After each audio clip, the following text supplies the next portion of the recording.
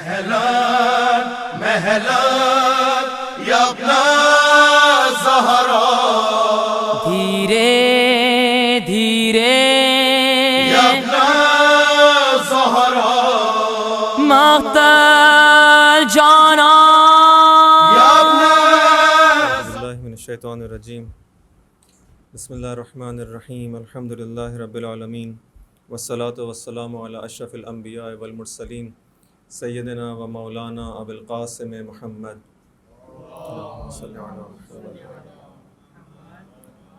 وعلی آل بیتہ الطیبین الطاہرین المعصومین المنتجبین سیما بقیۃ اللہ فی الارضین ارواحنا فدا وعجل اللہ تعالی فرجہ الشریف.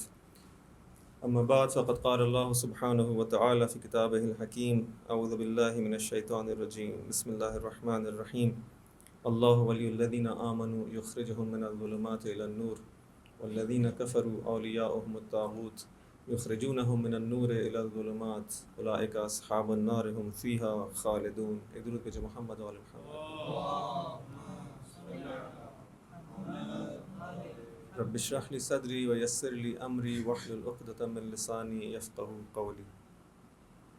میزان محترم، عصر حاضر کی تاریکی اور نور حسینی کے عنوان سے جس گفتگو کا آغاز کیا تھا، آج سلسلے کی آخری کڑی ہے. ان مجالس میں اس مطلب پر کچھ روشن ڈالنے کی کوشش کی گئی کہ اس آیہ شریفہ کی روشنی میں یہ جو بتایا جا رہا ہے کہ اگر انسان اپنے آپ کو خدا کی سرپرستی میں دے دے تو خدا اس کو ظلمت سے اور تاریکی سے نور کی جانب لے آتا ہے، اور اگر انسان اپنے آپ کو طاغوت کی سرپرستی میں دے دے، غیر خدا کی سرپرستی میں دے دے، تو یہ طواغیت انسان کو نور سے تاریکی کی جانب لے آتے ہیں. اس لیے جہاں پر بھی ہم تاریکی دیکھتے ہیں، جہاں پر بھی ظلمت ہے، اس کا مطلب ہے کہ وہاں پہ سرپرستی طاغوت کی ہے، اور جہاں پر بھی ہم نورانیت کو دیکھتے ہیں، روشنی کو دیکھتے ہیں، اس کا مطلب ہے کہ وہاں پر سرپرستی اور ولایت خداوند کریم کی ہے. اب یہ زندگی، یہ فردی زندگی میں بھی ہو سکتا ہے، یہ معاشروں کے اندر بھی دیکھا جا سکتا ہے کہ جہاں جہاں ہم کو ایسی زندگیاں نظر آئیں کہ جو بہت نورانی زندگیاں ہیں، تو ہم سمجھ سکتے ہیں کہ یہ وہ لوگ ہیں یا یہ وہ معاشرے ہیں کہ جنہوں نے اپنے آپ کو خدا کے حوالے کر دیا ہے اور ان کی سرپرستی کو قبول کیا ہے. اور اس کے برعکس جہاں پر بھی ہم کو تاریکی نظر آتی ہے، ظلمت نظر آتی ہے، اس کا مطلب ہے کہ ان معاشروں نے یا ان انسانوں نے اپنے آپ کو طواغیت کے حوالے کر دیا، غیر خدا کے حوالے کر دیا اور ان کی سرپرستی کو قبول کر لیا. اگر ہم اس مطلب پہ تھوڑا غور کریں کہ سرپرستی خداوند کریم یا ولایت خداوند کریم کا جو معنی ہے کہ اگر ہم خداوند کریم کے حوالے اپنے آپ کو کرتے ہیں، اس کا مطلب ہے کہ جو چیز اس نے بیان کی ہے، جس بات کا امر کیا ہے، اس کو جیسا وہ ہے اس طرح سے اس پر عمل کرنا، اور اس کے اندر پھر اپنی خواہشات کو سامنے نہ رکھنا کہ ہم کیا چاہتے ہیں. نہیں، بلکہ انسان جب خدا کی سرپرستی کو قبول کرتا ہے اور اس کو اپنا سرپرست مان لیتا ہے تو کامل طور پر اپنے آپ کو اس کے حوالے کر دے.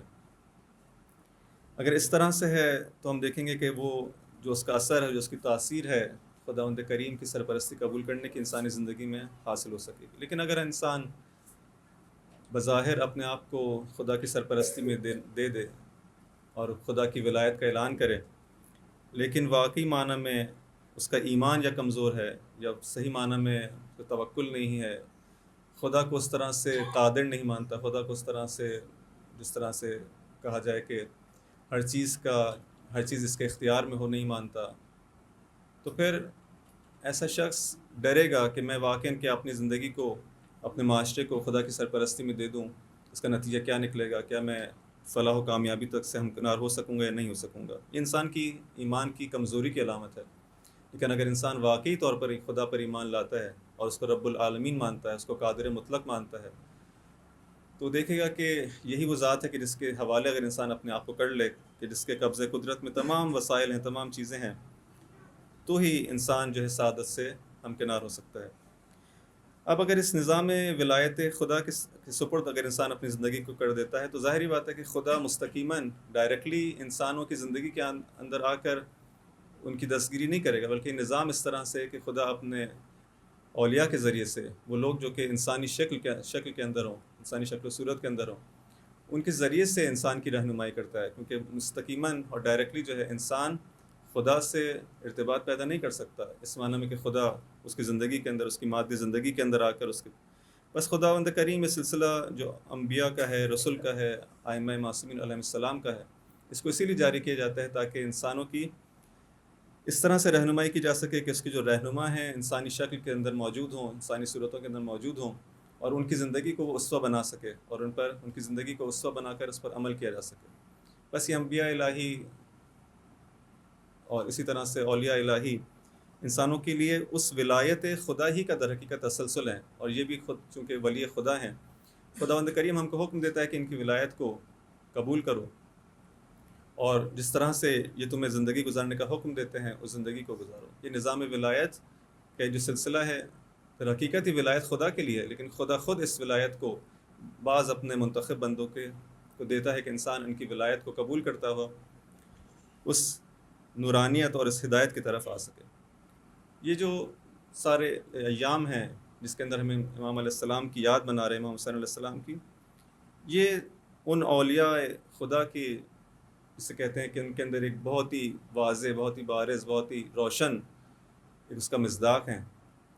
جتنے بھی معصومین علیہ السلام سارے ہمارے لیے ولی خدا ہیں اور سب ہم کو خدا کی جانب لے جاتے ہیں، لیکن امام علیہ السلام کی ذات کے اندر خدا کریم نے ایک ایسی چیز رکھی ہے جن کو مصباح الہدیٰ کہا گیا، جن کو سفینۃ النجات کہا گیا، کیونکہ امام علیہ السلام نے اپنی زندگی کے اندر اس طرح سے وہ قربانی پیش کی، اس طرح سے وہ فداکاری کی، اس طرح سے ایثار اور قربانی کا ثبوت دیا، اور اس عشق و محبت اور وہ توحید جو ہم کو نظر آتی ہے امام علیہ السلام کی زندگی کے اندر، اور مشکل ترین حالات کے اندر امام علیہ السلام نے اس ولایت خدا کو بتایا کہ کس طرح سے انسان اپنے آپ کو خدا کی سرپرستی میں دے، کس طرح سے انسان اپنی زندگی کے اندر اس دین کو نافذ کرنے کی کوشش کرے، اس کے لیے کس طرح سے قربانی دی جائے گی۔ یہ تمام چیزوں کو ان کی زندگی کے اندر، امام علیہ السلام کی زندگی کے اندر ایک ایسی حجت انہوں نے ہمارے لیے قرار دی کہ سب کے لیے یہ ایک نمونہ اور سب کے لیے ایک مشعل راہ بن گئے۔ اس لیے امام علیہ السلام کی کو ایک اس دین کے اندر ایک خاص حیثیت حاصل ہے، ایک خاص ایک نمایاں حیثیت حاصل ہے۔ یہ شرائط تھیں جو اور کسی امام کو حاصل نہیں ہوئی، امام علیہ السلام کو یہ وہ ایک خاص شرائط حاصل ہوئی، اور اس میں انہوں نے اپنا جو وظیفہ انجام دیا، اپنی جو ذمہ داری ادا کی اس مشکل ترین حالات کے اندر، اس لیے مقام امام علیہ السلام کو ملا اور مصباح الہدیٰ قرار پائے۔ اور کہا جاتا ہے کہ امام علیہ السلام گھر سے تمام اولیاء کرام اس طرح سے ہیں کہ وہ سفینۃ النجات ہیں، لیکن بعض علماء کے بقول یہ جو سفینہ حسین ہے یہ بہت زیادہ تیز ہے، اس کے اندر سرعت بہت زیادہ ہے، بہت تیزی سے انسان کو اس کے مقصد تک پہنچاتی ہے۔ اس کی وجہ یہی امام علیہ السلام کی قربانی اور امام علیہ السلام کا ایثار اور ان کی محبت اور عشق اور وہ جو توحید کے اس اعلیٰ درجے پر فائز ہونا ہے۔ بس اگر انسان اس در حسین سے وارد ہوتا ہے اور خدا کی ولایت میں اس در حسین سے وارد ہوتا ہے، اور یہ امام علیہ السلام کا جو کی فریاد ہے، اور امام علیہ السلام نے جو کہا کہ کوئی ہے جو میری مدد کرے، نصرت کا جو امام علیہ السلام کا جو سب کی طرف ایک دعوت ہے، اگر اس پر لبیک کہتا ہے، جس کو ہم ایک شعار کے طور پر لبیک یا حسین کے نام سے جانتے ہیں، یہ لبیک یا حسین کیا ہے؟ ہم کہیں کہ جس دین کو بچانے کے لیے، جس سسٹم کو، جس نظام کے لیے آپ نے قیام کیا اور آپ نے چاہا کہ لوگوں کی زندگی کے اندر یہ نظام نافذ ہو، اس دین کو بچانے کے لیے جس طرح سے آپ نے قربانی دی اور اپنے قربانیوں کو طلب کیا کہ میں بھی اس راستے میں نکلا ہوں اور تم لوگ بھی میرا ساتھ دو اس راستے کے اندر، لبیک کہنے کا مقصد یہ ہے، اور اس کا مطلب یہ ہے کہ ہم امام علیہ السلام کے اس مقصد کے اندر آپ کا ساتھ دینا چاہتے ہیں اور اس دین کی حفاظت کرنا چاہتے ہیں۔ امام علیہ السلام کس دین کی حفاظت کرنا چاہتے تھے؟ کس دین کو معاشرے کے اندر دیکھنا چاہتے تھے؟ آپ کے اقوال کی جانب اگر ہم رجوع کریں تو وہ جو خطبہ امام علیہ السلام نے منا میں دیا، آپ کی زندگی کا شاید آخری 2 سال، اس کے اندر امام علیہ السلام اس مطلب کو واضح طور پر بیان کرنا چاہتے ہیں کہ یہ جو ہم حکومت کو حاصل کرنا چاہتے ہیں، در حقیقت کوئی حکومت اور ظاہری یہ جو خلافت ہے، اس کا ہمیں کوئی شوق نہیں ہے کہ ہم اس کی محبت کے اندر، دنیاوی حکومت کی محبت کے اندر یہ اقدام کرنا چاہتے ہوں۔ ما کان منا تنافسا فی السلطان ولا التماسا من فضول الحطام ولکن لنری المعالم فی دینک من دینک۔ سارا ہدف ہمارا یہ ہے کہ کیوں ہم اس حکومت کو حاصل کرنا چاہتے ہیں، کیوں یہ خلافت چاہتے ہیں کہ ہمارے پاس آئے، جو حق ہے ہمارا اس کو کیوں حاصل کرنا چاہتے ہیں؟ اس لیے کہ لنری المعالم من دینک، اے خدا ہم چاہتے ہیں کہ جو تیرے دین کے جو معالم ہیں، اس کی جو تعلیمات ہیں، اس کے جو معارف ہیں، اس کو ہم دیکھ سکیں، نہ فقط یہ کہ مثلا یہ کتابوں کے اندر ہوں، یہ جو مساجد کے اندر جو ہے درس اس کے سلسلے کے صورت میں نہیں، اس کو دیکھا جا سکے تیرے باقاعدہ معاشرہ جو ہے، یعنی دیکھا کب جائے گا جب معاشرے میں عمل ہوگا اس کے اوپر. لنری المعالم من دینک، باقاعدہ طور پر تیرا دین جو ہے ہم کو اس کو حس کر سکے کہ معاشرے کے اندر جو ہے موجود ہے. ونظہر الاصلاح فی بلادک، اور اس جو معاشرہ فساد سے باہر نکل کر اصلاح کی طرف آ جائے، اس کے اندر صلاح ہو جائے، اس کے اندر جو ہے وہ اچھائی آ جائے، اس کو ہم دیکھ، اس کو اظہار کر سکیں، نہ فقط یہ باقاعدہ جس کا ہر طرف عیاں ہو جائے وہ اصلاح. وَيَأْمَنَ الْمَظْلُومُونَ مِنْ عِبَادِكَ، ہم اس دین کو اس حکومت کو اس لیے چاہتے ہیں، اور اس دین کو اس میں تیرا جو دین ہے اس کو اس لیے نافذ کرنا چاہتے ہیں تاکہ مظلوم جو ہیں وہ اس معاشرے کے اندر، اس حکومت کے اندر جو امان میں آ جائیں. وَيُؤْمَلُ بِفَرَائِضِكَ وَسُنَنِكَ وَأَحْكَامِكَ، اور تیرے فرائض اور تیری سنتوں پہ، رسول کی سنتوں پر اور اس کے احکام میں، دین پر عمل ہوتا ہوا نظر آئے. فَإِنَّكُمْ إِن لَا تَنْصُرُونَ وَتَنْصِفُونَ قَوِيَ الظَّلَمَةُ عَلَيْكُمْ. فرماتے ہیں اے بندگان خدا، ہم تو اس کام کے لیے ہم نے ارادہ کیا ہے، ہمارا ارادہ ہے کہ اس ہدف کی خاطر کہ دین جو ہے معاشرے کے اندر نافذ ہو جائے، اس لیے جو ہے ہم اس حکومت کو چاہتے ہیں. اگر تم ان لا تنصرونا و تنصفونا قوی الظالمۃ علیکم، اگر تم ہماری اس راستے میں نصرت نہیں کرو گے تو تم پر ظالم غالب آ جائیں گے.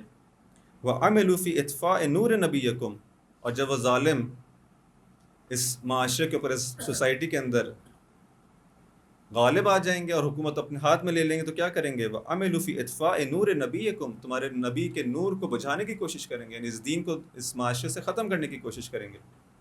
ان کا ہدف ہی یہ ہے کہ وہ کیوں حکومت کرنا چاہتے ہیں؟ وہ طواغیت ہیں، وہ اپنی طرف لانا چاہتے ہیں عباد خدا کو، وہ اپنی سرپرستی میں لانا چاہتے ہیں. امام خدا کی سرپرستی کی طرف لے جانا چاہتے ہیں، خدا نور کی طرف لے جانا چاہتے ہیں، وہ لوگ ظلمت کی طرف لے جانا چاہتے ہیں. یہاں پہ بھی اسی بات کی طرف اشارہ ہے. ان کا ہدف یہ ہوگا کہ اس نور نبی کو جو ہے خاموش کر دیا جائے، اس کو بجھا دیا جائے. وحسبنا اللہ علیہ توکلنا والیہ انبنا والیہ المصیر، لیکن ہمارا توکل خدا کے اوپر ہے. میں اس راستے کے اندر نکلا ہوں، میرا ہدف یہ ہے، میں اس لیے قیام کرنا چاہتا ہوں. یہاں پہ کتنا واضح طور پر ہم کو نظر آتا ہے کہ امام علیہ السلام کس دین کی حفاظت کے لیے نکلے ہیں. امام علیہ السلام کا ہدف وہ دین نہیں ہے کہ جو فقط مساجد تک محدود ہو، انسان کی انفرادی زندگی تک محدود ہو. نہیں، کہتے ہیں نا، ہم چاہتے ہیں کہ اس دین کے معالم باقاعدہ دیکھے جا سکیں، اس معاشرے کے اندر عمل ہو اس کے فرائض پر، سنن پر، جہاں پہ اصلاح جو ہے، صلاح جو ہے معاشرے میں کو نظر آنے لگے. یہ باقاعدہ جیسے ہم کہتے ہیں اس معاشرہ جو ہے تمدن اسلامی کے پر جو ہے مشتمل ہو، اس کے اوپر بیس کرے. یہاں پر ہم اسلامک سویلائزیشن کو دیکھ سکیں، ہر چیز یہاں پر ہم کو اسلامی نظر آئے. یہ وہ دین ہے. یہ وہ کون سا دین ہوگا کہ جہاں پر اس کا مطلب ہے کہ وہ اس معاشرے کی باغ دوڑ سیاسی لحاظ سے، حکومت کے لحاظ سے امام علیہ السلام خود اپنے ہاتھ میں لینا چاہتے ہیں. بس دین کو یہ نہ کہا جائے کہ دین کا جو ہے کوئی تعلق نہیں ہے سیاست سے. نہیں، امام علیہ السلام چاہتے ہی اگر ہم لبیک یا حسین کہتے ہیں تو ہمارا اس کا مطلب ہے کہ امام حسین علیہ السلام کی کس دین کے اوپر، کس بات کے اوپر ہم لبیک کہنا چاہ رہے ہیں، کس دعوت پر لبیک کہنا چاہ رہے ہیں. اس دعوت پر لبیک کہنا چاہ رہے ہیں کہ جس دعوت کے اندر امام علیہ السلام چاہتے ہیں کہ میں اس لیے قیام کر رہا ہوں تاکہ اس دین کو معاشرے کے اندر نافذ کروں، اس لحاظ سے کہ حکومت کو حاصل کروں، اور یہ دین جو ہے پورے معاشرے میں ہم کو اس پر عمل ہوتا ہوا نظر آئے. یعنی یہ غیرت حسینی ہے کہ امام برداشت نہیں کر سکتے کہ جب زمین خدا کی ہو، جب سب کچھ خدا کا ہے، یہ اب جو ہے وہ خدا کے ہیں، خدا نے ان کو خلق کیا ہے، تو کیوں کسی اور کی ولایت میں لوگ ہوں؟ یہ غیرت حسینی ہے، یہ غیرت دینی ہے، یہ برداشت نہیں کرتے. ایسا کیسے ہو سکتا ہے؟ نعمتیں خدا کی جانب سے ہوں، سب کچھ خدا کی جانب سے ہو، لیکن حکم کسی اور کا چلے، رب تم کسی اور کو مانو. بس امام علیہ السلام کہتے ہیں نہیں، ہمارا ہدف یہ ہے کہ ہم اس حکومت کو حاصل کرنا چاہتے ہیں تاکہ یہ دین جو ہے اس معاشرے کے اندر نافذ ہو سکے. تو اگر ہم لبیک یا حسین پر تھوڑا سا غور کریں، واقعاً کتنا زیادہ اس سے ہمارے لیے جو یہ کانسیپٹس جو ہیں، مسائل جو آسانی سے حل ہو سکتے ہیں. ہم کس دین کے لیے امام علیہ السلام کی نصرت کرنا چاہتے ہیں؟ اس دین کے لیے کہ جو معاشرے کے اندر نافذ ہو. اب آپ کہیں گے کیا یہ ہو سکتا ہے ہمارے معاشرے میں آج کے دن ہو سکتا ہے؟ نہیں، اس کا مطلب یہ نہیں کہ فوراً ہم کہیں کہ چونکہ ہم نے لبیک حسین کہا کہ آج ہی جو ہے یہاں پہ جو ہے اسلامی حکومت قائم ہو جائے ایک مسلمان معاشرے میں. نہیں، ظاہری بات ہے اس کے لیے جو مقدمات کی ضرورت ہے، اس کے لیے جو ہے کوشش کی ضرورت ہے، اس کے لیے جو محنت کی ضرورت ہے، جد و جہد کی ضرورت ہے. لیکن وہ جد و جہد تو بالآخر ہماری زندگی میں نظر آنی چاہیے. اگر وہ جد و جہد نظر نہیں آ رہی تو پھر میرا لبیک یا حسین کہنا یہ تھوڑا ہم کو سوچنا پڑے گا کہ ہم کس دعوت پر لبیک کہنا چاہ رہے ہیں امام علیہ السلام کی, کس بات پر لبیک کہنا چاہ رہے ہیں. صرف اور صرف مجلسوں میں شرکت کے لیے جو ہے لبیک یا حسین ہے کہ ہاں ہر سال محرم میں میں شرکت کروں گا مجلس میں. لیکن امام جب کہیں گے کہ ٹھیک ہے تم مجلس میں شرکت تو کر رہے ہو, لیکن کیوں شرکت کر رہے ہو؟ آیا تم اس ہدف کو مانتے ہو جس کو میں مانتا ہوں؟ آیا تم اس طرف حرکت کرنا چاہتے ہو جس طرف میں حرکت کرنا چاہ رہا ہوں؟ یہ نہیں. بس اس دین کو اگر ہم مانیں, ایسا سب سے پہلے اس مرحلے کے اندر اس دین کو سمجھیں کہ وہ دین حسینی کیا ہے. اپنا دین نہ بنائیں کہ میرے نزدیک یہ دین ہے, میرے نزدیک یہ ہے. نہیں, میرا دین نہیں. ہم امام کی چونکہ بات پر لبیک کہنا چاہ رہے ہیں, بس دین حسین کو سمجھنے کی کوشش کریں کہ ان کا دین کون سا ہے, دین رسول خدا کون سا ہے, دین علی کون سا ہے. جب دین علی کے اندر یہ تمام چیزیں موجود ہیں کہ ایک جامعیت اس کے اندر پائی جاتی ہے. یہ دین وہ ہے کہ جو ایک نظام دیتا ہے پوری انسان کی زندگی کو, نہ فقط ایک خاص فقط عبادات کے لیے نہیں آیا دین, وہ بھی عبادت اس معنی کے اندر کہ انسان مسجد یا اپنے گھر کے اندر جو ہے وہ چند رکعت نماز پڑھ لے. پورا نظام زندگی جو دین آپ کو دیتا ہو, اس دین کے لیے امام حسین علیہ السلام نے قیام کیا, اس دین کے لیے قیام کیا. جس دین کے اندر جہاں پہ جس طرح سے حکومت ہے تو خود بخود سیاست بھی آ گئی. اسی لیے اسی طرح سے یہاں پہ نظام اقتصاد بھی یہی دین آپ کو دے گا. اس سے آپ پوچھیں کہ اس نظام اقتصاد کے جو معاشرے کے اندر نافذ ہوگا اس کے کیا خط و خال ہوں گے, اس کی کیا کلیات ہوں گی, کہ کیا اس کے اندر جو ہے اس کے پرنسپلز ہوں گے. نظام تعلیم کیسا ہوگا, یہ سویلائزیشن کس طرح کی ہوگی, اس کا نظام اخلاق کس طرح سے ہوگا. یہ تمام چیزیں آپ کو, یہ ہر چیز جو ہے آپ کو دین دے گا. خدا بتائے گا کہ تمہاری زندگی چاہے فردی لحاظ سے ہو, چاہے تمہاری زندگی جو ہے وہ معاشرتی لحاظ سے ہو, وہ کس طرح سے ہوگی. تمہارے گھرانوں کا نظام کس طرح سے ہوگا, تمہارے خانوادے کس طرح سے چلیں گے. ایک اہم نقطہ جو ہماری اس کی جانب جو ہے توجہ ضروری ہے کہ یہ معاشرے کیسے وجود میں آتے ہیں, انہی گھروں سے وجود میں آتے ہیں.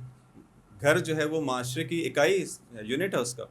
اگر ہم جو ہے وہ امام علیہ السلام کی اس بات پر لبیک کہنا چاہتے ہیں اور واقعی نصرت کرنا چاہتے ہیں, تو اس کے اندر ایک اہم ترین کام کیا ہے کہ ایسی نسل کو تربیت کیا جائے. انسان خود اپنے ساتھ ساتھ اپنی نسل کو بھی اس طرح سے تربیت کرے کہ جو امام علیہ السلام کے ناصران میں سے قرار پائے, اور آنے والے سخت ترین حالات کے اندر امام علیہ السلام کی نصرت کرے, اور اس دین کا جو ہے وہ اس کی معرفت بھی رکھتی ہو, اس دین کے جو ہے اس کو قدر و منزلت سے بھی آگاہ ہو, اس کے لیے قربانی بھی دے سکے. کہ جب تک انسان کو اس دین کی قدر و منزلت کا احساس نہیں ہوگا, اس کی کیا ویلیو ہے, ظاہری بات ہے اس کے لیے جو ہے وہ قربانی بھی نہیں دے گا. بس ایک ایسی نسل کی تربیت, ایک ایسی نسل کی تربیت خاص طور پر اس زمانے کے اندر, اور آئندہ آنے والا زمانہ جو اس سے بھی زیادہ جو ہے وہ خطرناک ہو سکتا ہے اور بعید نہیں ہے, تو اس کے اندر کس طرح سے انسان جو ہے اب ایک کام جو سب کر سکتے ہیں, بالآخر یہ تو ہے کہ انسان اپنے گھر سے تو سٹارٹ کر سکتا ہے. آپ کہیں کہ ہم لوگ بہت بڑا سٹیپ دوسرا جو ہے معاشرتی طور پر بڑا سٹیپ ابھی فیلر نہیں لے سکتے, تو کم از کم انسان اپنے گھر سے تو اپنے آپ سے اور اپنے گھر سے تو سٹارٹ کر سکتا ہے. اپنے بچوں کے حوالے سے جو ہے وہ کچھ کام کیا جا سکتا ہے. ایک ایسے بچوں کو جو ہے جو واقعی طور پر امام علیہ السلام کے ناصر قرار پائیں, ایک ایسے بچے, ایسی اولاد جو کہ اس دین کو اپنے لیے واقعی سرمایہ قرار دے اور اس کو جو ہے واقعی سمجھے کہ ہمیں اس کی حفاظت کرنی ہے اور اپنی جان قربان کرنے کے لیے تیار ہو امام علیہ السلام کے اوپر, تو ان کے لیے ہم کو ضروری ہے کہ ان کی اس طرح سے تربیت کی جائے, ایک ایسا نورانی گھرانہ ہو. اب دیکھیں یہ کب ہوگا کہ جب دو طرفہ, ہم عام طور پہ جو حقوق کی بات کرتے ہیں مثلا اولاد کی ہے, مثلا والدین کی, تو عام طور پہ جو ہے والدین کی جو ہے حقوق کی بات مثلا کا احترام ہونا چاہیے, ان کی یہ تمام چیزیں اپنی جگہ پر ہیں, لیکن ہم اس طرف سے بھی ضروری ہے کہ جہاں پہ اولاد کے لیے ضروری ہے کہ والدین کا احترام کریں, ان کی بات, ان کی جو ہے فرما بردار ہو, ان کی اطاعت کی جائے. اسی طرح سے والدین کی بھی پر بھی حقوق ہیں اپنے اولاد کے حوالے سے کہ ان کی جو ہے کس طرح سے تربیت کی جائے, لیکن ان کو واقعی ایک اچھا دیندار, ایک اچھا انسان بنانے کے لیے. ایک اچھا انسان وہ کب بن سکے گا کہ جب اس کی ایسی تربیت کی جائے کہ جو اس کی شخصیت کو ایک واقعی اچھی شخصیت بنا سکے. وَإِلَّا اگر جو ہے اگر کسی گھرانے کے اندر اچھی تربیت نہ ہو پائے, وہ بچے جو رشد پا رہے ہیں اس گھرانے کے اندر, ان کی شخصیت کو صحیح معنی میں ان کی تربیت نہ کی جا سکے, تو بعد میں ان کی زندگی کے, ان کی شخصیت کے اندر اگر کوئی کمی رہ جائے گی تو اس کا جو ہے وہ بالآخر اس کا قصور کہاں پر ہے, والدین کے پر آئے گا. کہ انہوں نے اس بچے کی اس طرح سے تربیت نہیں کی, اس کی شخصیت اس طرح سے ڈیولپ نہیں ہو پائی. تو یہ نظام تربیت بھی ہم کو اسلام دے گا اور ہم کو بتاتا ہے کہ کس طرح سے جو ہے وہ ہمارے پاس احادیث جو موجود ہیں کہ کس طرح سے جو بچہ جب چھوٹا ہوتا ہے اس کے ساتھ کس طرح سے برتاؤ کرو, جب بڑا ہو جائے تو اس سے مشورے لیا کرو. یہ کیوں ہے؟ تاکہ اس کو آپ اس کی شخصیت کو اس کو دیں, تاکہ اس کو بتایا جائے کہ ہاں آہستہ آہستہ اس کے اندر رشد آئے, اس کے اندر جو سوچنے سمجھنے کی صلاحیت آئے. اگر وہ کوئی بات کرے تو اس کو اہمیت دی جائے. اس کے ساتھ مسائل کو ڈسکس کیا جائے، اس کی باتوں کو سننے کی اور سمجھنے کی کوشش کی جائے. دیکھیں نئی نسل جو ہے ضروری نہیں کہ بالکل اسی طرح سے سوچے جس طرح سے پرانی نسل سوچتی تھی. وہ اپنے زمانے کے لحاظ سے ممکن ہے جو ہے کہ کسی اور طرح سے سوچے. آپ کہیں کہ نہیں جس طرح سے میں سوچ رہا تھا میرے بچے کو بھی ویسے ہی سوچنا ہوگا، جس طرح سے مجھے شوق ہے زندگی میں کچھ کرنے کا میرے بچے کو بھی وہی شوق ہونا چاہیے. نہیں، ممکن ایسا نہ ہو. یعنی وہ کسی اور طرح سے جو ہے، یہ نہیں کہ اگر آپ کے بچے کا وہ شوق نہیں جو آپ کا ہے تو اس کا مطلب ہے کہ بے دین ہو گیا. نہیں، وہ کسی اور طرح سے جو ہے وہ خدمت کرنا چاہتا ہے، وہ کسی اور طرح سے ان تمام چیزوں کو دیکھتا ہے، تو آپ اس کو احترام دیں. ضروری تو نہیں ہر انسان ہماری طرح سوچے. کیوں ہمارے اور ہمارے بچوں کے درمیان جو ہے وہ ایک ایسا دوستانہ جو ہے رابطہ نہیں ہو پاتا؟ کیونکہ ہم لوگ اپنی ممکن ہے والدین کی طرف سے جو ہے ایک طرفہ معاملوں کہ جو چیز وہ چاہتے ہیں اس کو جو ہے وہ تھوپنے کی کوشش کی جائے کہ جس طرح سے میں سوچ رہا ہوں بس وہی صحیح ہے. تو ان کی بھی باتوں کو سننے کی انسان اگر اس کو سوچا جائے کہ وہ کیا کہنا چاہتے ہیں، ان کے جذبات کیا ہیں، ان کے ایموشنز کیا ہیں، ان کے شوق کیا ہے، اس کو ان کا علاقہ کیا ہے، وہ کس طرح سے زندگی کو دیکھنا چاہتے ہیں. تو یہ اس قسم کی اولاد جو ہے وہ بہتر تربیت پائے. پھر ان کے اور والدین کے درمیان وہ جو کہ گیپ ہے کہ جو ایک نہ والدین اپنی بات جو ہے اپنے بچوں تک منتقل کر پاتے ہیں، نہ بچے اپنی بات والدین تک منتقل کر پاتے ہیں. تو پھر کیا ہوگا جب والدین ان کے دوست نہیں ہوں گے تو کون دوست بنیں گے؟ جہاں پر بھی وہ محبت دیکھیں گے، جہاں بھی دیکھیں گے ہاں یہ میری بات زیادہ اچھی طرح سمجھ رہا ہے، تو وہاں پہ ان کی دوستیاں ہوں گی، وہاں پہ وہ ان کا رجحان ہوگا. پھر بجائے اس کے کہ والدین ان کی تربیت کریں پھر کوئی اور ان کی تربیت کرنا شروع کرے گا. پھر وہ لوگ ان کی باغ دوڑ کو اپنے ہاتھ میں لے لیں گے. جہاں پہ بھی دیکھیں گے کہ ہاں یہ لوگ ہم کو اہمیت دیتے ہیں، یہ لوگ ہم کو جو ہے ہماری شخصیت کو سمجھتے ہیں، تو انسان پھر وہاں چلا جائے گا. پھر یہ جو گیپ آتا چلا جائے گا، جتنا زیادہ بڑھتا چلا جائے گا، پھر ہم شکوہ کرتے رہیں گے کہ ہماری اولاد جو ہمارے ہاتھ سے نکل گئی، جس طرح سے ہم تربیت کرنا چاہ رہے تھے وہ نہیں ہوئی.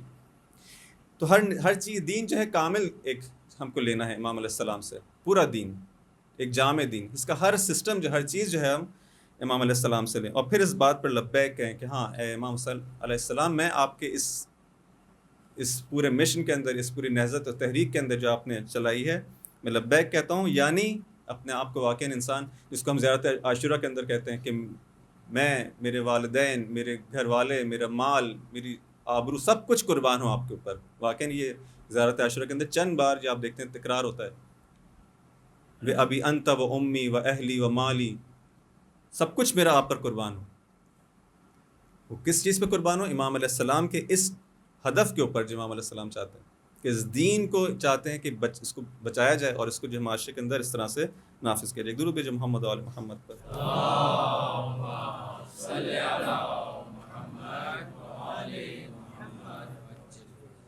یہ غیرت دینی بہت ضروری ہے. انسان جو ہے وہ دین کے معاملے میں غیور ہو، جس طرح سے اس کے لیے اپنے گھر والوں کی جو ہے وہ ناموس جو ہے اس کے لیے اہمیت رکھتی ہے. دین کے اوپر بھی اگر کوئی آنچ آئے، دین کے بھی اگر کوئی مذاق اڑائے، دین کو بھی ہم دیکھیں کہ اس کی توہین کی جا رہی، تو انسان کا جو ہے وہ خون جوش میں آنا چاہیے. یہ غیرت دینی ہونی چاہیے. اگر ہم امام علیہ السلام کے کچھ کلمات کو اس حوالے سے دیکھیں تو ہم کو نظر آتا ہے کس حد تک جو ہے امام علیہ السلام کی زندگی، مثلا دین سے ان کا عشق دیکھیں، دین سے ان کی جو فرماتے ہیں کہ میں نے، امام علیہ السلام کہتے ہیں کہ رسول اللہ صلی اللہ علیہ وآلہ وسلم نے فرمایا صلی اللہ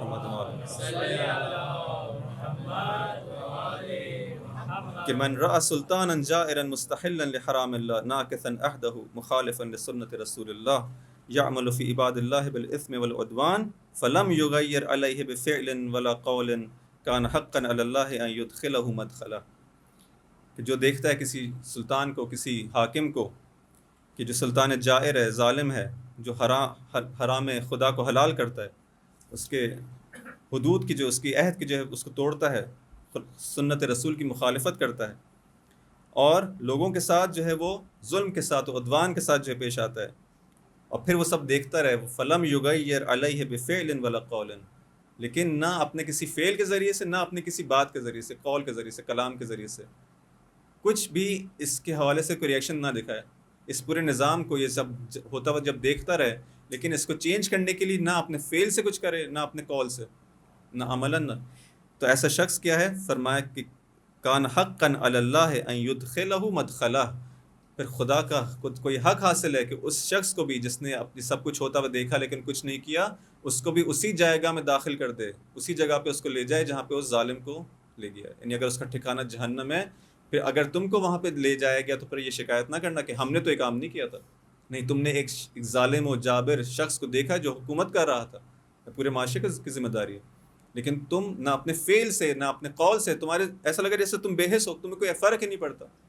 لیکن امام علیہ السلام کہتے ہیں یہ نہیں، امام علیہ السلام کی زندگی کے اندر وہ غیرت دینی پائی جاتی ہے. یہ ہو نہیں سکتا کہ انسان جو ہے اس طرح سے ہوتا ہوا دیکھے اور کچھ جسے کہتے ہیں اس کی زندگی کے اندر. اسی جگہ پہ فرماتے ہیں وَلَكُمْ فِيَّ حَسَنَةٌ وَلَكُمْ فِيَّ أُسْوَةٌ، اور تمہارے لیے میری زندگی کے اندر دیکھو اسوہ ہے.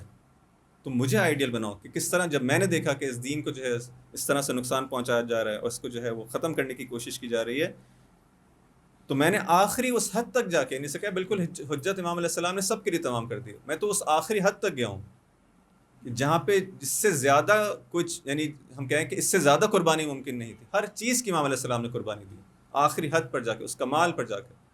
تم مجھے اسوہ بناؤ اور پھر دیکھو کہ تم کیا کر سکتے ہو اپنی زندگی کے اندر، جتنا زیادہ تم کر سکتے ہو، جتنا زیادہ نزدیک ہو سکو.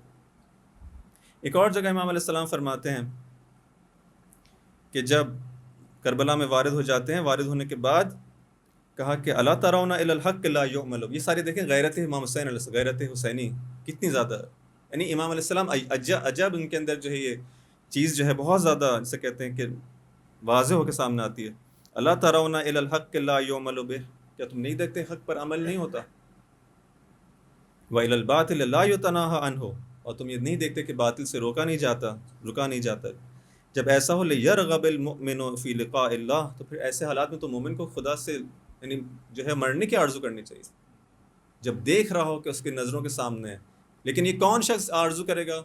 جو غیرت دینی رکھے گا، جو غیور ہوگا، جس کے اندر جو بے حس ہو جائے، جو بے غیرت ہو جائے، اس کے اندر فرق نہیں پڑتا، جو کچھ ہوتا ہے ہوتا رہے، نہ وہ پریشان ہوتا ہے، نہ اس کا جو خون کھولتا ہے، نہ اس کو کسی. لیکن امام علیہ السلام فرماتے ہیں اگر جب تم دیکھ رہے ہو تو کون اس کے اندر جو ہے آرزو کرے گا اپنے پروردگار سے ملاقات کی، یعنی موت کی آرزو کرے گا؟ مومن. اگر مومن ہوگا تو آرزو کرے گا. لِيَرْغَبِ الْمُؤْمِنُ فِي لِقَاءِ اللَّهِ. شرط ہے کہ ایمان اگر کسی کا ہو، اور کسی کا ایمان کمزور ہے، یا ہم کو واقعاً اگر ہم دیکھیں کہ ہمیں زندگی میں فرق نہیں پڑتا کہ ہمارے سامنے جتنا بھی ظلم ہو جائے، چاہے ہمارے اس جہان کے اندر ہو جائے، ہمارے اس ملک کے اندر ہو جائے، ہمارے باقی امت مسلمہ دوسرے ممالک کے اندر ہو جائے، یا ہمارے کسی کو چھوٹے کینوس کے چھوٹے اسکیل کے اوپر کہیں ظلم ہو جائے، ہم کو کوئی فرق نہ پڑے، اس کا مطلب ہے کہ ہم کو شک کرنا چاہیے کہ واقعاً ہم ایمان کے اوپر بھی فائز ہیں. نہیں لِيَرْغَبِ الْمُؤْمِنُ فِي لِقَاءِ اللَّهِ فَإِنِّي لَا أَرَى الْمَوْتَ إِلَّا سَعَادَةً وَالْحَيَاةَ مَعَ الظَّالِمِينَ إِلَّا بَرَمًا. میں ایسی موت کو سعادت کے علاوہ کچھ نہیں سمجھتا. جب انسان جو ہے جب ان حالات کو دیکھے اور اس راستے میں قدم آگے بڑھائے، اس کو موت بھی آ جائے، تو یہ سعادت ہی سعادت ہے. لیکن وہ زندگی جو ظالموں کے ساتھ گزارتا رہے، وہ فقط و فقط جسے کہتے ہیں کہ اس کے اندر ایک ہلاکت کے علاوہ کچھ نہیں ہے، وہ سعادت، وہ بدبختی کے علاوہ کچھ اور نہیں ہے. اسی طرح سے امام علیہ السلام ایک اور جگہ فرماتے ہیں، درود بھیجیں محمد و آل محمد پر.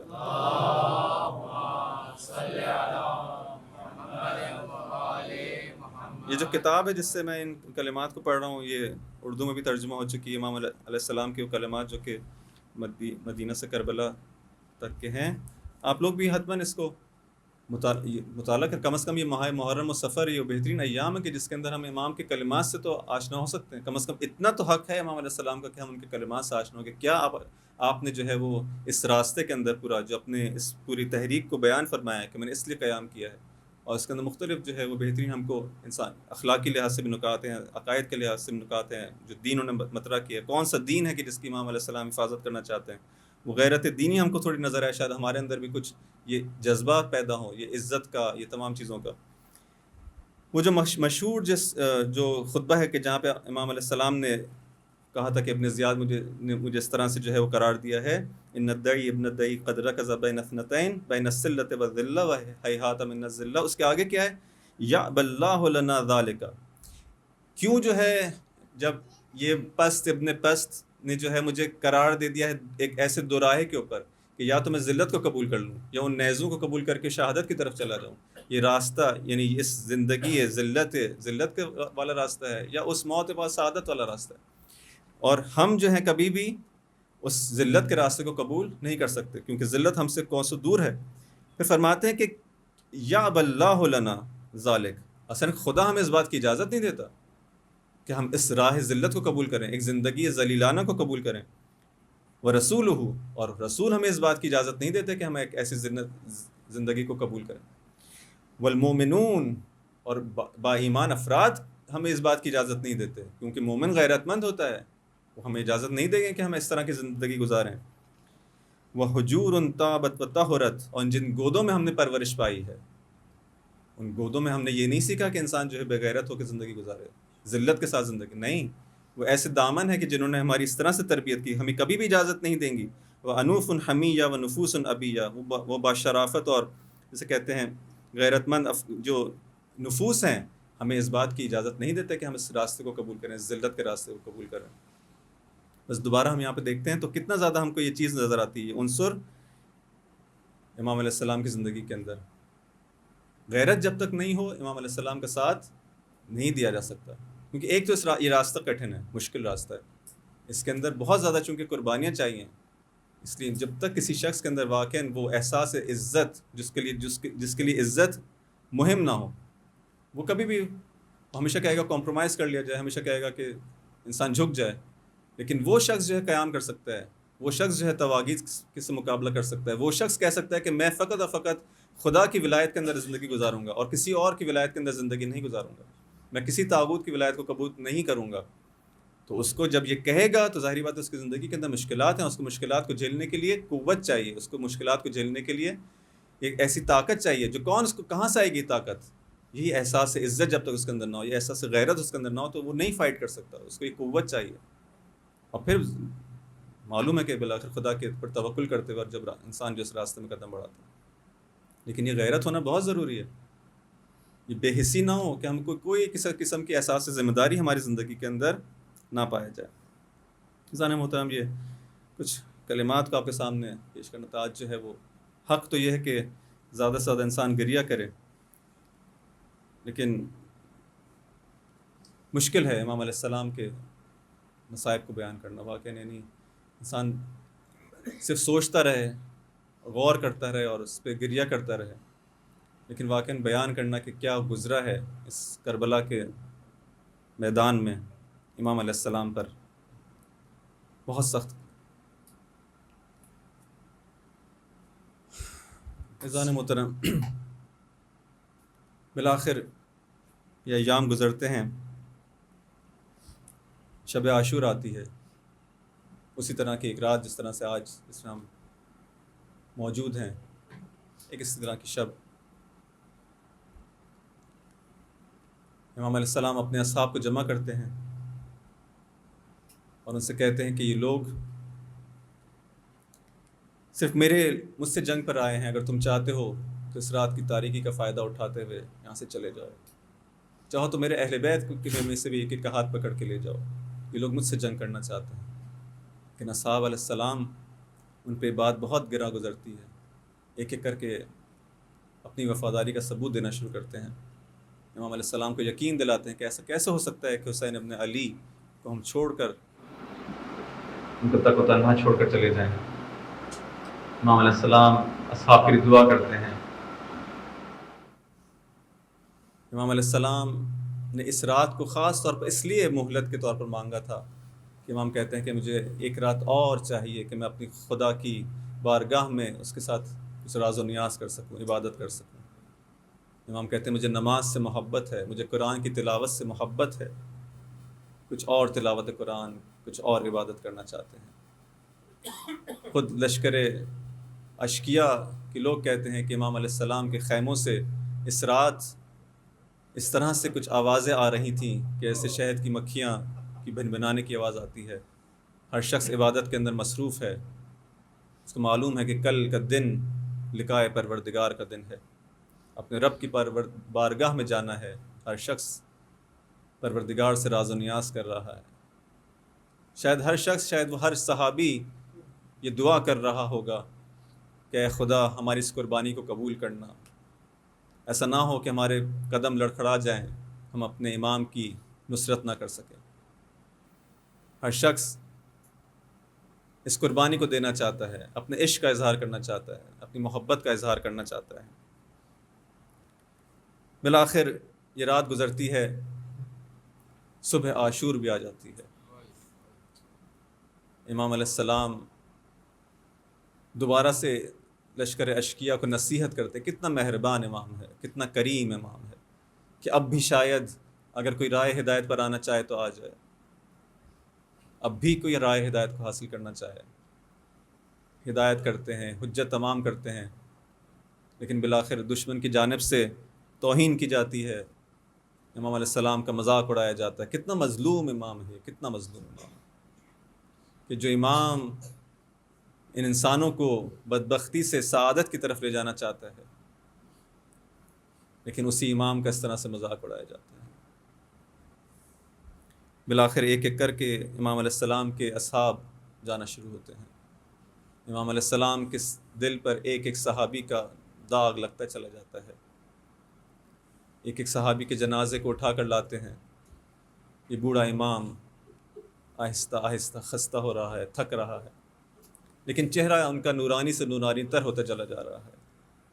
جیسے جیسے قربانیاں دیتے چلے جا رہے ہیں، آپ علیہ السلام کا چہرہ کھلتا چلا جا رہا ہے اس عشق پروردگار کے اندر، کہ جیسے جیسے قربانی دیتے ہیں امام علیہ السلام کو شاید یہ خوشی ہے کہ میں نے اپنے رب کی بارگاہ میں ایک اور قربانی پیش کی ہے۔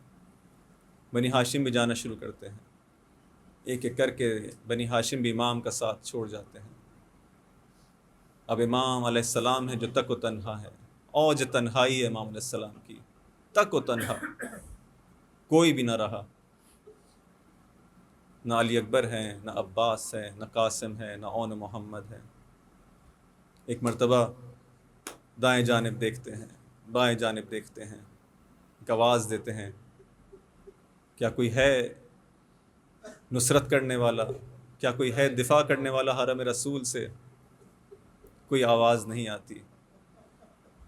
آواز دیتے ہیں، یا مسلم ابن عقیل، اے مسلم کہاں ہو، اے مسلم ابن اوسجا، یا حبیب ابن مظاہر، یا زہیر ابن قین، کہاں ہو تم لوگ، یا علی ابن الحسین، اٹھو اٹھو، تم لوگ کتنی گہری نیند سو چکے ہو، دیکھو میں تمہیں بلا رہا ہوں اور تم مجھے جواب نہیں دیتے، میں تم کو ندا دے رہا ہوں لیکن کوئی جواب نہیں دیتے، میں تم کو دعوت دے رہا ہوں لیکن تم لوگ سنتے نہیں ہو۔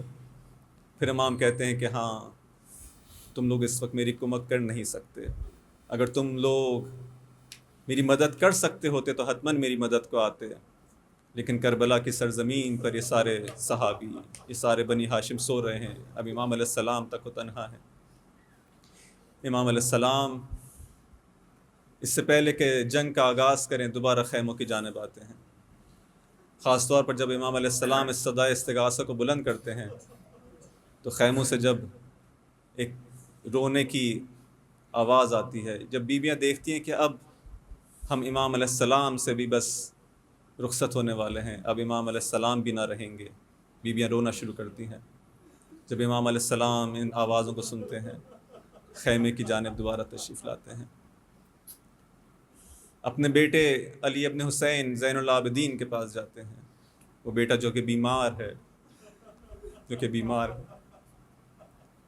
اس سے خدا حافظی کرتے ہیں، صبر کی تلقین کرتے ہیں، نصیحتیں کرتے ہیں، کچھ خاص دعاؤں کی تعلیم دیتے ہیں۔ یہ بیٹا جس کی تیمارداری زینب کبریٰ کر رہی ہیں، جب امام علیہ السلام امام زین العابدین دیکھتے ہیں کہ امام حسین خیمے میں آئے ہیں، بی بی زینب سے کہتے ہیں کہ اے پھوپھی مجھے اپنے سہارے ذرا بٹھا دیں کیونکہ امام ہمارے خیمے میں آئے ہیں۔ یہ بیٹا احترام کرنا چاہتا ہے اپنے بابا کا، بی بی زینب ان کو اپنے سہارے بٹھاتی ہیں۔ امام علیہ السلام امام زین العابدین کو سینے سے لگاتے ہیں، گریہ کرتے ہیں، خدا حافظی کرتے ہیں۔ جب بیویاں یہ منظر دیکھتی ہیں تو وہ بھی رونا شروع کر دیتی ہیں۔ پھر امام علیہ السلام امام زین العابدین سے کہتے ہیں دیکھو بیٹا، اب میرے بعد تم ہو، اس پورے کاروان کے اندر جو مرد ہو تو تم ہو۔ دیکھو یہ بیویاں تنہا ہوں گی، دیکھو یہ بیویاں وحشت کریں گی، دیکھو یہ بیویاں فریاد کریں گی، تم ان کی پناہ بننا، ان کو تسلی دینا۔ امام علیہ السلام کو نصیحتیں کرتے ہیں، امام علیہ السلام کو نصیحتیں کرتے ہیں۔ پھر بالآخر وقت آتا ہے کہ اب رن کو جائیں۔ امام علیہ السلام جب جانا چاہتے ہیں تو ایک مرتبہ دائیں جانب دیکھتے ہیں، بائیں جانب دیکھتے ہیں، دیکھتے ہوں گے کوئی ہے مجھے سوار کرنے والا، کہتے کوئی سوار نہیں کرے گا. وہ بہن زینب ذوالجنہ کو لے کر آتی ہیں تاکہ اپنے بھائی کو سوار کرے. کس دل سے زینب کبریٰ ذوالجنہ کو لے کر آئی ہوں گی کہ اپنے بھائی کو سوار کریں, اس طرح سے سوار کریں کہ بھائی دوبارہ نہیں آئے گا. یہ بھائی اب جب جائے گا تو دوبارہ نہیں آئے گا. یہ تمام بیویاں تک و تنہا ہوں گی, ظالموں کے نرغے میں ہوں گی. یہ وحشی جانور ان کے درمیان امام علیہ السلام ان کو چھوڑ کے جا رہے. لیکن اس سے پہلے کہ سوار ہوتے کہتے ہیں مجھے ذرا کوئی پرانا لباس لا دو. پرانا لباس کیوں چاہیے؟ کہا کہ میں اس کو اپنے لباس کے اندر پہنوں گا, کیونکہ اگر انہوں نے مجھے میرے لباس کو اتار دیا تو کہیں میرا جسم برہنہ نہ ہو جائے. امام علیہ السلام ایک پرانا لباس منگواتے ہیں, وہ بوسیدہ لباس منگواتے ہیں. لیکن یہ لشکر اشکیا اتنا شکی تھا کہ وہ بوسیدہ لباس بھی آپ کے جسم پہ نہیں رہنے دیا. اس بوسیدہ لباس کو بھی امام علیہ السلام سے اتار لیے تھے. جب امام علیہ السلام اب جانا چاہتے ہیں تو ایک بیٹی ہے, ایک چھوٹی بیٹی ہے. 2 خدا حافظیاں ہیں عزیزان محترم, 2 خدا حافظیاں بہت سخت ہیں امام علیہ السلام کی. ایک سکینہ کی خدا حافظی ہے, ایک زینب کبریٰ کی خدا حافظی ہے. نہیں معلوم امام نے اپنی اس چھوٹی سی بیٹی کو کس طرح سے خدا حافظ کہا ہوگا, جب معلوم ہے کہ میرے بعد کیا ہونے والا ہے اس کے ساتھ. جب تماچے مارے جائیں گے, جب رونے بھی نہیں دیا جائے گا, جب کوئی تازیہ نہ مارے گا, جب سروں سے چادروں کو چھین لیا جائے گا. عزیزان محترم یہ بیٹی آتی ہے, کہتی ہے بابا. جب رونا شروع کرتی ہے امام علیہ السلام سینے سے لگاتے ہیں, آپ کے سر کو, آپ کے پیشانی کو چومتے ہیں, آپ کے آنسوؤں کو صاف کرتے ہیں. بیٹی رونا شروع کرتی ہے. امام علیہ السلام فرماتے ہیں سکینہ میرے دل کو اور نہ جلا, دیکھ میرے بعد تجھے رونے کا بہت موقع ہے, ابھی نہ رو, میرا دل نہ جلا. جب امام علیہ السلام حضرت سکینہ کو تسلی دیتے ہیں اور جانے لگتے ہیں تو بی بی کہتی ہیں اے بابا کیا ہم کو حرم رسول تک پہنچا سکتے ہیں, ہمیں واپس وہاں چھوڑ دے. امام علیہ السلام کی بی بی کی اس بات کو سن کر بیویاں رونا شروع کرتی ہے. اس باپ کی جو محبت ہے, امام علیہ السلام کہتے ہیں مجھے اس گھر سے کتنی محبت ہے کہ جہاں پہ رباب اور سکینہ ہوتی ہے. کس دل سے امام علیہ السلام نے سکینہ سے رخصت کیا ہوگا, کس دل سے رخصت کیا ہوگا. امام علیہ السلام بالآخر آگے جانا چاہتے ہیں. جب آگے جانا چاہتے ہیں ایک بہن ہے جو صدا دیتی ہے بھائی ذرا آہستہ, محلا بھائی تو تیزی سے نہیں, ایک بار اور تیری زیارت کر لوں, معلوم ہے کہ اب دوبارہ زیارت نہیں ہوگی. امام علیہ السلام واپس آتے ہیں. بی بی زینب اپنے بھائی کے ہاتھوں اور پیروں کا بوسہ لینا شروع کرتی ہے. جب آپ کو دیکھتی ہیں تو باقی بیویاں بھی آ جاتی ہیں, امام علیہ السلام کے ہاتھوں اور پیروں کا بوسہ لینا شروع کرتی ہے. کس سختی سے امام علیہ السلام نے خدا حافظی کی ہوگی, امام علیہ السلام نے کس طرح سے ان کو لشکر اشکیا کے درمیان ان کا دل مانا ہوگا کہ ان کو چھوڑ کر چلے جائیں. لیکن بالآخر خدا کی رضا اسمر ہے, امام کو جانا ہے. امام علیہ السلام بالآخر رن کو جاتے ہیں. بالآخر جب رن کو جاتے ہیں یہ خستہ امام, یہ تھکا ہوا امام. لیکن اب جب جنگ کا ارادہ کرتے ہیں, جب جنگ کا عزم کرتے ہیں تو عظیم جنگ کرتے ہیں. دشمن کہتا ہے کہ اس نواز رسول کو, حسین ابن علی کو اس طرح سے شکست نہیں دی جا سکتی. اب یہ نامردی پر اتر آتے ہیں, کہتے ہیں تیروں کی بارش شروع کی جائے. تیروں کی بارش شروع ہوتی ہے. ایک تیر ہے کہ جو آپ کے گلوئے مبارک میں آ کے پیوست ہو جاتا ہے. امام علیہ السلام اس تیر کو اپنے گلے سے باہر نکالتے ہیں. ایک خون کا فوارہ ہے کہ جو جاری ہوتا ہے. امام علیہ السلام زخموں سے چور ہو چکے ہیں. 70 سے زیادہ زخم ہے جو آپ کے جسم پر آ چکے ہیں. جب انسان زخمی ہوتا ہے تو بہت پیاسا ہو جاتا ہے, لیکن پانی کہاں ہے کہ جو امام علیہ السلام کو نصیب ہو. یہ امام تھوڑی دیر استراحت کے لیے ایک جگہ پر اپنے ذوالجناح پر آ کے استراحت کرتے ہیں. لیکن یہ وہ موقع ہے کہ جب ایک دشمن آپ کی پیشانی پر ایک پتھر مارتا ہے، امام علیہ السلام کے پیشانی پر جب وہ پتھر پیوست ہوتا ہے، امام علیہ السلام اپنے چہرے سے خون صاف کرنے کے لیے اپنے دامن کو اٹھاتے ہیں. جب دامن کو اٹھاتے ہیں تو ایک لعین ایسا تیر چلاتا ہے، ایک تیر سے شعبہ جو کہ زہر آلود تھا اور آپ کے سینے کا نشانہ لیتا ہے، وہ تیر آپ کے سینے میں پیوست ہو جاتا ہے. امام علیہ السلام اس تیر کو اپنے سینے سے باہر نکالتے ہیں، بسم اللہ وباللہ وعلی ملت رسول اللہ، والا ملت رسول اللہ. ذوالجناح پر سنبھل نہیں پاتے، زمین کربلا پر تشریف لاتے ہیں، لیکن اس طرح سے کہ پورا جسم جو ہے تیروں کے اندر ہے، اس طرح سے زمین کربلا پر تشریف لاتے ہیں. اب جب کہ امام علیہ السلام گر جاتے ہیں، لشکر اشقیاء خیام کی طرف بڑھنا شروع ہوتا ہے، خیموں کی طرف بڑھنا شروع ہوتا ہے، لیکن امام علیہ السلام ابھی زندہ ہے، ابھی دیکھ رہے ہیں لیکن دفاع نہیں کر سکتے. فوراً اعلان کرتے آل ابی سفیان، اگر تمہارے پاس کوئی دین نہیں ہے تو کم از کم دنیا کے اندر تو حر بنو. اے شمر، تو دیکھ رہا ہے کہ میں ابھی زندہ ہوں، اگر تجھ کو جنگ کرنی ہے تو مجھ سے کرو، ان حرم رسول خدا کو کیوں تم لوگ اذیت کرتے ہو. بالآخر لوگ اعلان کرتے ہیں، شمر اعلان کرتا ہے کہ امام علیہ السلام سے جنگ کریں گے. دوبارہ سے جنگ کا اعلان ہوتا ہے اس امام سے کہ جو زمین کربلا پر گرا ہوا ہے، اب کس طرح سے جنگ کرے گا کوئی. اب یہ نامرد، اب یہ بزدل، ابھی ڈرپوک، ہر کوئی آتا ہے، کوئی وار کرتا ہے، کوئی پتھر مارتا ہے، کوئی تیر مارتا ہے، کوئی تلوار مارتا ہے، کوئی نیزہ مارتا ہے. امام علیہ السلام کس طرح سے دفاع کریں. یہاں تک کہ شمر اعلان کرتا ہے کہ امام علیہ السلام کا سر جدا کر دیا جائے. ایک شخص آگے بڑھتا ہے لیکن پیچھے ہٹ جاتا ہے، کہتا ہے میں یہ کام نہیں کر سکتا. یہاں تک کہ شمر کہتا ہے میں خود یہ کام کروں گا. امام علیہ السلام کے سینے پہ سوار ہو جاتا ہے. امام علیہ السلام اس وقت بھی شمر کی ہدایت کرنا چاہتے ہیں. کہتے ہیں شمر، تو جانتا ہے میں کون ہوں؟ اے شمر، تو جانتا ہے کس کا قتل کر رہا ہے؟ امام علیہ السلام کتنے کریم ہیں. کہتے ہیں شمر، تو جانتا نہیں. شمر کہتا ہے میں جانتا ہوں آپ کون ہیں. آپ حسین ابن علی ہیں، آپ نبی کے نواسے ہیں، آپ علی کے مرتضیٰ کے بیٹے ہیں، آپ فاطمہ کے جگر گوش ہیں، لیکن میں آپ کو قتل کروں گا. عزیزان محترم، ایک خنجر چلتا ہے، سرزمین کربلا پر ایک زلزلہ آتا ہے. سرزمین کربلا پر وہ زلزلہ آتا ہے. وہاں پر ایک بی بی اس طلہ زینبیہ سے دیکھ رہی ہے، ایک آواز دیتی ہے، واہ حسینہ، واہ حبیبہ، واہ حبیبہ. یہ ذوالجناح واپس خیام کی طرف پلٹ کر آتا ہے. جب واپس پلٹ کر آتا ہے، بیویاں سمجھ جاتی ہیں کہ اب امام اس دنیا میں نہیں رہے. وہ ایک چھوٹی بچی ہے، بس آگے آتی ہے اور ذوالجناح سے کہتی ہے، اے ذوالجناح، مجھے بس اتنا بتا دے کیا میرے بابا کو پانی پیا دیا گیا تھا یا اسی طرح پیاسا شہید کر دیا گیا؟